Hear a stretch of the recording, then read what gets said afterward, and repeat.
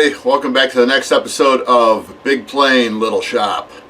Today I'm actually going to start the teardown of the wings, and I'm going to do a quick little overview of what I plan on doing with the wings once everything is torn down the way I want it, what I'm going to have to do to the bench top surface to make sure that when I start the actual adjustments I want to make to it, everything will be square, because that's the important part, that the actual the root rib is actually perpendicular to the leading edge of the wing. That's because otherwise, if you're not making sure that that's straight, that wing's never going to look straight on the plane. So anyway, what I'll do is I'll just bring you through this real quick. Let me pick you up and carry you around. All right, I believe. Let me adjust the light a little bit. There we go. What I was going to do in here is I actually plan on sheeting this part, just the very first bay between rib 1 and the root rib, and I'm going to reinforce this. I mean you can see how loose all the glue joints are to begin with. I mean it's pretty bad. So anyway, I'm going to actually bring in a strip of light ply and run it in. I don't know if I want to run it into the middle, because this is where the actual, let me point the camera so you can see it. This is the actual hole for the servo lead to come out. It doesn't need to be that big. So what I'll probably do is I'll probably come in with some ply. Let me just grab a little strip of ply just to also work. Just as an idea what I want to do. I actually want to come in and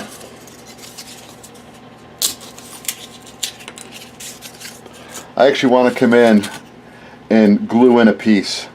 And I actually use a little bit of triangle stock to make sure that it's not going to want to rock back and forth.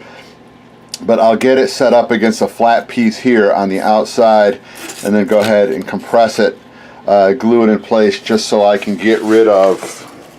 It's probably going to be really hard. Yeah, you can see it right here. It bows in between the actual between the wing spars. And the other thing too is that this tube itself, I think I'm not going to touch anything. I think the tubes are going to be fine. But this tube, if you look at it, the amount of, you know what? Just so we can kind of keep it on record here. Alright, you can see the gap. Sorry, I keep bumping the actual tripod holder. Let's see if that works better. So if we kind of set this up where you can see the gap, here's the actual tube here, and then when you come down here, you can see it's sticking out a lot farther. If I really cared to, I could come in and cut this and recenter it, but I honestly think I'm just going to leave that the way it is, because right now it only comes in about this far in, and I don't think it's going to be an issue. That's I don't know. I'll think about it. I'll let you know how I progress with that one. I think I've already kind of told you what I plan on doing with the actual the hinge standoffs. I finally found a video online of a real restoration of a real Taylorcraft, not a model, and I see exactly how these are connected. So when I cut these off, it's going to be connected the same way, but they will be thicker than this quarter square spruce. It's going to be. I think I'm going to actually run. I may end up doing 3 pieces of 1/8 inch size, so it might be a 1/4 inch by 3/8 of an inch, just to give it a little more structure. You know, whether that's going to be necessary or not, I don't know. I might just go ahead and do maybe a 1/4 inch by 5/16 high, just so it gives me a little extra room for the hole I got to drill through it, just to make sure it's stable. These pieces here are loose. And I don't think that there's any wood between these pieces, so I may end up coming in, shaving off half of one side, throwing a fill in, between these. It doesn't have to be the full bay between the upper and lower spars. I think I may just go ahead and do a half.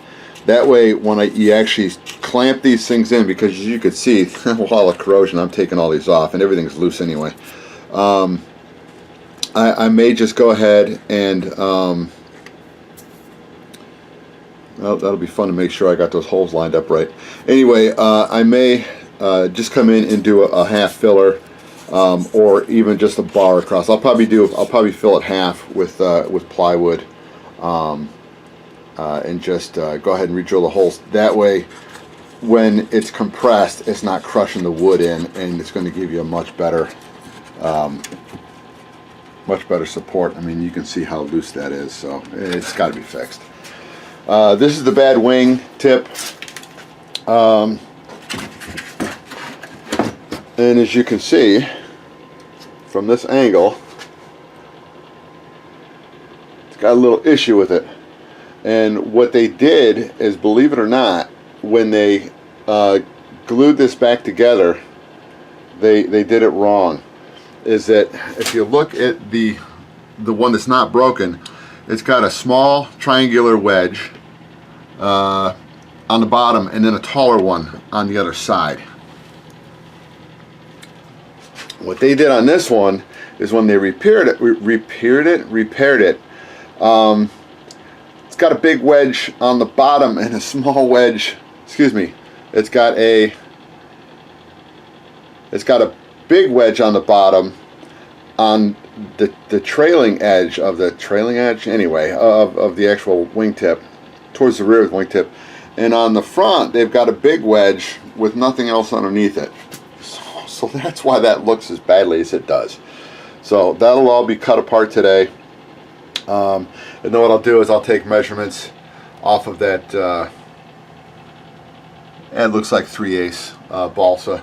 I'll take measurements off that, and then I'll go ahead and I'll copy that wingtip with the pieces, and then go ahead and then we'll just we get everything glued back into place, and this piece of plywood will be replaced. Now, I haven't brought it down here yet, but I got a big box of goodies upstairs. I got my plywood, some more balsa, some basswood, and I got some freebies from friends that are actually watching the actual restoration online through all the videos I'm putting out. From Gino up at Trilogy Aviation, and I'm going to see if I can get Gino to send me a little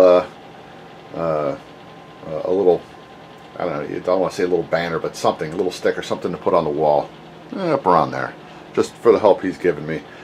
He was able to get me some 4130 steel rod for the landing gear, and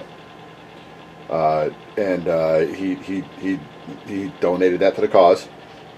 And then from another friend, I helped him out with a small move. We had to move some furniture, and he actually paid me in kind with some Polytack adhesive and some I got to get this right. I'm gonna really mess up. I want to call it coverall. I think it's called SIG coverall. He actually gave me a couple packages of that, and that'll cover the vast majority of the airplane. So for you two guys so far, thanks much, man. Really appreciate that. That's going to help me out a lot. So, all right, let me go ahead and I'll put you up back on the countertop, and I think I'm just going to just do a little speedy up video, and then I'll throw some music behind it, and then I'll bring it back in when I've got it all torn down to where I'm happy with it, and then do a quick little overview. So I'll be back.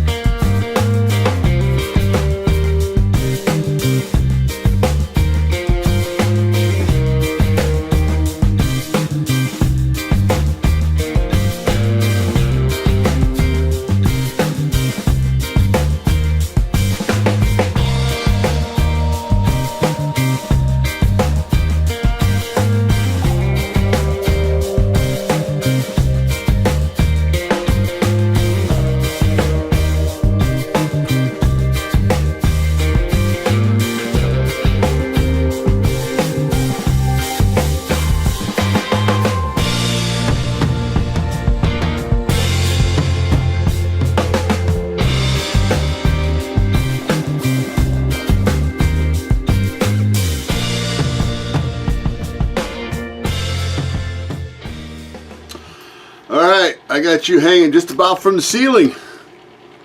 The 7-foot high ceiling. Oh my gosh. I need light. Los luces, por favor. That's better. Let me move the light over here and see if this looks better. I need to look my best for the camera. Which doesn't take that much. Doesn't take that much, it takes way too much. Anyway, everything's all cut apart.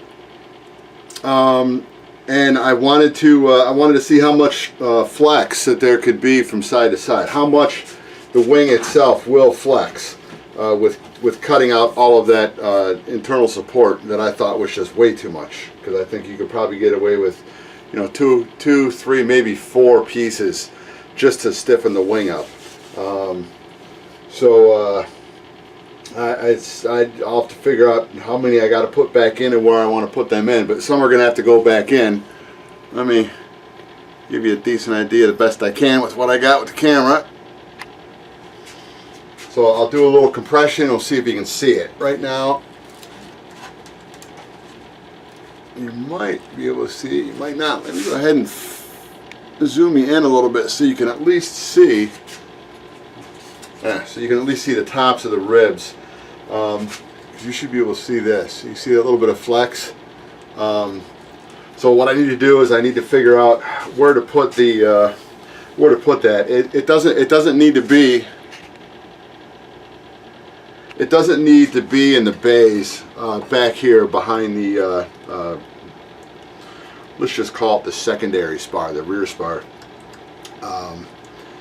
Because that's not, I mean, we actually have enough stability up through these short little pieces here that's going to actually transfer off to this side as well. So it's going to have to be up here. It'd probably be at the end rib would probably be a good spot. Maybe one in the middle. Or if I just did one here, opposing each other, and then down closer to the root, I could possibly even go ahead and box it in. Because once I actually box in the root rib, let's see if we can, whoa, don't fall. If I can actually put it in, actually install one here, because once I box this off, this will actually make the wing itself much more stronger and it'll actually make it, it'll give it structure so it won't want to flex as much. Alright, what I did was when I cut down, you can see some big bald idiot actually cut a little bit too deep, cut right through it. So what I'm going to do is I will come in the inside of this, because there actually is room under here as a flat. I'll go ahead and reinforce that, or I'll come in behind here with a piece of ply and just go ahead and actually just cut out a U-channel, you know, I'll epoxy to the backside just to make this stronger. I mean, it's not a structural part of the wing per se. It's just it's basically just, you know, a strip of spruce where you're actually gluing to, and it's an anchor point for the ribs. Because this actually adds more structure to the wing than this does, because this is just pretty much, you know, there is actually a piece of 16th inch ply right there, as you can see, a top. So that was the original builder's his writing. All these repairs were actually done inside the aircraft, not with epoxy, not with ambroid. It was just a whole bunch of thick CA just squeezed in. So you could tell that that was possibly a repair that was not done by the builder, or maybe it just was because the original builder switched out from ambroid to CA. So anyway, so that's what I'm going to do. Is this is going to be, I decided to just cut the balsa off here, because, well, first of all, whenever you actually put shear web on, you always want to line the shear web. You actually want to run the grain of the wood perpendicular to the spars. See, that one's perpendicular, that one's perpendicular. So, and that's pretty much how you do it. I mean, it's perpendicular all the way across. There's one little piece right here that was thrown in, was actually put in with the grain parallel. So that would not help out in the structure at all. It's that one piece. It is not going to make this wing tear apart, because you got actually plywood here. You've got properly aligned balsa here, and then on the other side, and you could tell that this was all replaced, because it's actually, sorry about that, it's actually glued on top of fabric. So I'm just going to go ahead and leave that in. Matter of fact, I'll probably even leave this piece in, because I really just don't want to have to cut that apart and redo it again. It's my story, and I'm sticking to it, because I'll probably fix it. But this is the actual mount for the jury strut. And I'm just trying to find out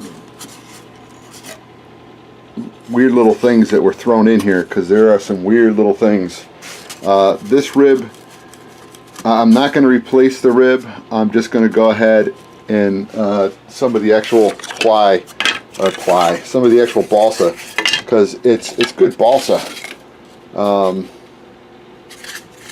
Because these were, if anybody out there remembers that red ink, that usually came from a Bud Nosing kit, or Bud Nosing. There you go. Bud Nosing Models, select balsa. Yeah, it was. Bud Nosing kits still are fantastic. You can find them; they're all vintage, but all high quality stuff. So anyway, let me continue to tear into. I don't know. I think at this point I'll just go ahead and tear this one down off camera, because you don't need to watch that, and we'll just call this possibly episode number 2, 3. I really don't know.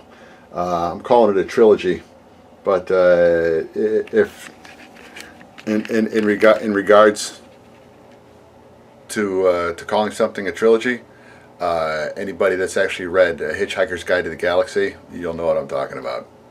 If you haven't, you don't know what I'm talking about. Alright, so anyway, look at that. Did you see that? You just did an around the world. Right back to me. Like a freaking magnet. Alright, I'm gonna let you guys take the rest of the day off, and I'm gonna get back to work. So I will catch you on the next video.